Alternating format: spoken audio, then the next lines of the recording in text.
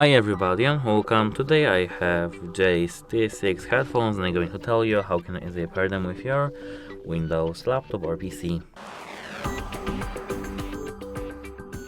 At first you have to click this Windows button over here, logo at the bottom of your screen, and now you have to search for settings over here.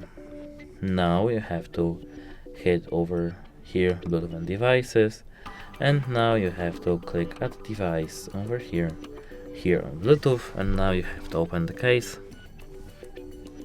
just like that. And as you can see, now we have to hit and hold this button over here until our LED lights goes flashing. It will take about 4 seconds, I'd say.